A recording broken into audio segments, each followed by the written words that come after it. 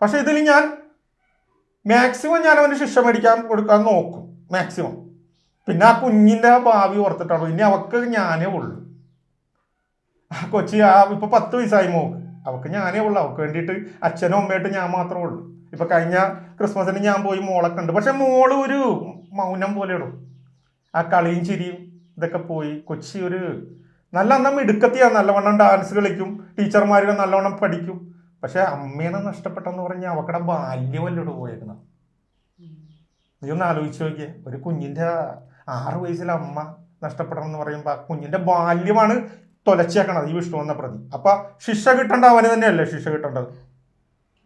ഞാൻ വേറെ വയലൻസിലേക്ക് ഒന്നും പോയിട്ടില്ല.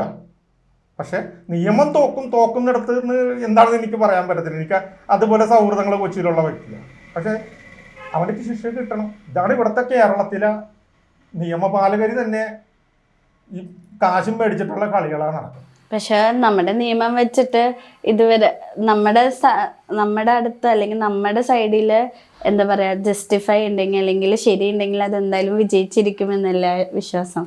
ആ വിശ്വാസത്തിലല്ലേ മുന്നോട്ട് പോണത്. അതുകൊണ്ടല്ലേ നിയമം പിടിച്ചെന്നെ പോണത്. അല്ല, ഈ സാധാരണ ഇങ്ങനെയൊക്കെ വരാൻ നേരത്തെ എന്താണെന്ന് അറിയാം, ചില ആൾക്കാർ പകുതിക്ക് വെച്ച് നിർത്തിപ്പോവും. അതാണ് ഇപ്പൊ ഇവരുടെയൊക്കെ കറക്റ്റ്. ഇവൻ കുറെ നാൾ ഓടിക്കഴിയുമ്പോ ഇവൻ പകുതിക്ക് വെച്ച് അങ്ങോട്ട് നിർത്തിപ്പോവും, ഇട്ടുകളയും. പക്ഷെ ഞാനെടുത്തില്ല. എന്താ വെച്ചാണ്ടല്ല, എൻ്റെ സ്വർഗമായ എൻ്റെ കുടുംബമാണ് നരകമാക്കിക്കണത്, എന്നെ ഈ അവസ്ഥയിൽ എത്തിച്ചേക്കണം. ഇപ്പോഴും നിങ്ങൾക്കറിയാം, എൻ്റെ സോഷ്യൽ മീഡിയയിൽ കണ്ടിട്ടുള്ളതാണ് നിങ്ങൾ. ഞാനെന്ന കുമ്പളങ്ങിക്കാരൻ ഇത്രയൊക്കെ പ്രശ്നങ്ങളിലൂടെ ആണെങ്കിലും ഞാൻ പുറമേ അറിയിക്കാറില്ല. എൻ്റെ ഡ്രസ്സിങ്ങിൽ പോലും നമ്മൾ പുറത്തായിട്ട് ഇറങ്ങുമ്പോൾ ഈ കൂളിംഗ് ഗ്ലാസ് എടുത്ത് ഇങ്ങനെ വെച്ചിട്ട് ഇറങ്ങുള്ളൂ. എൻ്റെ സ്റ്റൈൽ ഇതൊക്കെയാണ്.